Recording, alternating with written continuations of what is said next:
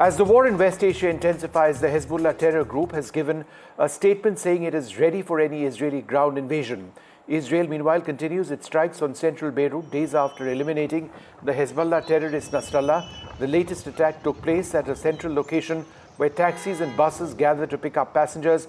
Reports suggest that more than 1,000 Lebanese have been killed and 6,000 wounded in the last couple of weeks. Those are what we are told at this stage, 6,000 wounded.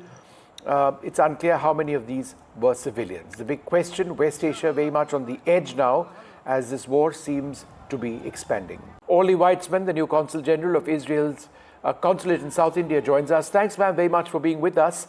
The sense many of us are getting is that this is a war that's ready to expand. There have been strikes, more strikes in Beirut. There have been strikes in Syria as well. There have been strikes in Houthi-held areas of Yemen. Would it be fair to say that a larger war might be upon us? Okay. First of all, thank you for having me this evening. I think you're asking the question. I think you're asking basically the wrong person. Israel, since the beginning of October, since the 8th of October, has been attacked repeatedly by Iran proxies, whether it was in the north by Hezbollah or from Yemen by the Houthis. And Israel is doing whatever it has to do in order to protect its citizens and make sure that citizens can return to their homes safely. Israel, of course, would like to do this diplomatically and would very much hope that both Hezbollah and other attackers stop attacking us and implement the 1701 UN resolution, which would basically ensure the safety of Israel and especially the northern border. So if it was up to Israel, Israel prefers, of course, not to be in a conflict. It prefers to avoid violence as much as possible. But until others are willing to stop attacking Israel, Israel has a duty to protect its citizens.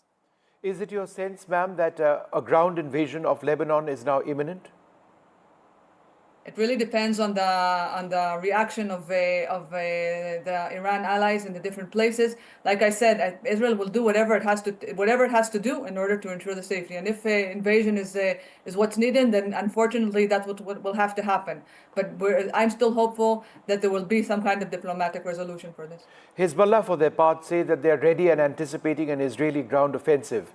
How would you respond to that statement of Hezbollah? I think it's a very sad statement because it shows again that there's no real willingness for peace on the other side. There's no willing of a resolution, and there's no willing to accept Israel and its safety needs. So for me, it's a very, very sad statement, and unfortunately shows exactly what kind of terrorist organization we're dealing with, and what the fact that they have no intention for peace in any way. Israel has, and apparently the United States has also been targeting members of Hamas and Hezbollah in Syria as well. Is it at this stage a situation where Israel will continue to fight and target those identified as leaders of the Hamas and Hezbollah, no matter which part of the world they're in? Israel will attack anyone who is a threat to its security and to the security of its citizens, and that really is especially in areas that are so close to the border and that can affect Israel directly by places where missiles can be fired from. In Yemen, it's further away from Israel, but still we've been attacked from there. So wherever needed to secure the safety, Israel will make sure that the safety is retained. And let's talk a little bit about Houthi areas which Israel has attacked. Do you sense that these attacks will continue? Because the Houthi threats are not just the occasional missile attack against Israel direct. It's also against shipping which goes from Israel or to Israel. So I want to remind you that it's not only against ships that go to or from Israel. Many other ships have been attacked. The Houthis are a threat to all the area, and they threat the stability of all the region. And again, whatever needs to be done will be done. And ma'am, as far as Iran is concerned, Iran continues, as we understand it, to step up shipments of arms. Whether the latest round of attacks done by Israel on Houthi targets was because there was a sense that more arms were coming in from Iran. Iran remains your biggest concern at this juncture. Again, what is the way out? How does this all realistically come to an end? So again, I think we Iran is the what we call the head of the snake. It's basically it's the one that's in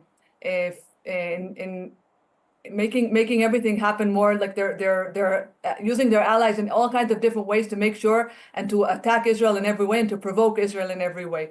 If Iran repeatedly declares that it wants to eliminate Israel, I think the best question should be directed. The question should be directed at Iran to say why won't they accept Israel's existence and why won't they put their arms down? If they do that, the whole region will be peaceful. But until they decide to stop attacking Israel, whether directly or through allies, there can't really be peace. But I think that they hold a very important key to this. But they repeatedly discussed the fact that they want to openly discuss the fact that they want to destroy Israel and give Israel no legitimacy, and no country would be willing to accept that, and no leader would be willing to let their citizens be threatened by that kind of thing. Let's talk a little bit about the ground situation in Gaza. It is a matter of concern. The loss of lives is a matter of concern, and I think Israel recognizes it as well, that the loss of lives is unfortunate. Your targets are not civilians on the ground, but there is a humanitarian crisis. And again, as far as Gaza is concerned, what is the road out? Where does the fighting actually come to an end? Where can reconstruction, rehabilitation really pick up pace?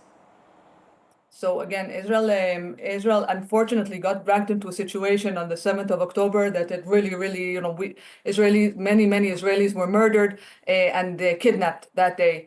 Israel had, and what we saw was basically that in Gaza itself, the whole city was underlined with tunnels and prepared for attacks. And basically, Hamas, since basically they took over in 2007, because Israel, I remind you, exited Gaza in 2005, and in 2007, Hamas took over by killing the PLO people. They actually physically threw them from the rooftops and took over violently. And then it's such a horrible terrorist group that it not only attacks Israeli civilians, but also uses its own civilians as human shields. So basically, until we are able to eradicate Hamas and make sure that they're not a threat to Israeli citizens, and hopefully by that eliminating threats to Palestinian citizens as well, who are being basically held captive by this horrible regime, it won't be able to stop. Ma'am, to the best of your knowledge, are there people in Lebanon who have been warned by the Israeli government to move away from areas where you presume strikes might take place? Has there been a widespread response to that? The reason I ask is because in as much as you are hitting military targets, there are innocents who are losing their lives as well. Yes. So Israel made a very big point in southern Lebanon. Israel contacted all the population in the area where Hezbollah was basically hiding their weapons within houses of civilians. Hezbollah basically infiltrated the whole civilian population there and hid its weapons inside that population. In those areas, people received phone calls, received radio messages, pamphlets in any way possible to try and warn people to leave the area so that it could be dealt with and the threat could be eliminated. And we saw many people who did manage to leave and who fled the area. And I think a lot of lives were saved that way because Israel did its utmost to try and spare civilian lives, because it's important to us. It's one of the things that we really, human life is an important value for us. And a final question, ma'am, if you actually look at the Hezbollah leadership, which has by and large been eliminated, it's quite clear that Israel wants to eliminate this group completely. If the top leadership of Hezbollah has already been eliminated, and we believe that they have been, Israel has announced the terrorists who are being eliminated, the question again is, where does this stop? Or is there a sense that there is a tier 2 or a tier 3 of their leadership, which might mean that this can go on indefinitely? So again, it will stop when Hezbollah is disarmed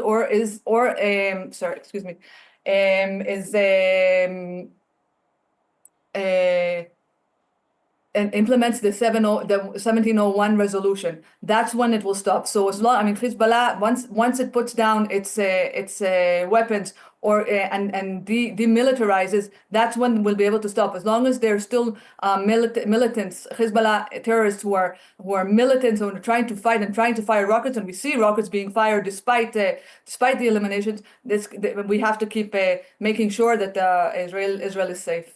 And just for the benefit of our viewers, and I think this is an important point, your fight is with Hezbollah, it's not with the people of Lebanon, right? I think that bears to be repeated. That's an important point. Go ahead, ma'am. Absolutely. And I'll remind you that Hezbollah kills not only Israeli citizens, Jewish citizens, but they kill Americans, they kill French, and they kill other Muslims who are with different beliefs than they do. So I think definitely I would say that Israel has no problem with the Lebanese people, and we really, and we sometimes feel for them because we know that some of them are very affected by Hezbollah, and some of them are very happy, would be very happy if Hezbollah was eliminated, so that they can thrive and continue with their lives. All right, Orli Weitzman, thank you very much, ma'am, for being with us and sharing Israel's perspective on what is, let's face it, a frightening situation in West Asia. Thank you very much, ma'am, for being with us. Thank you.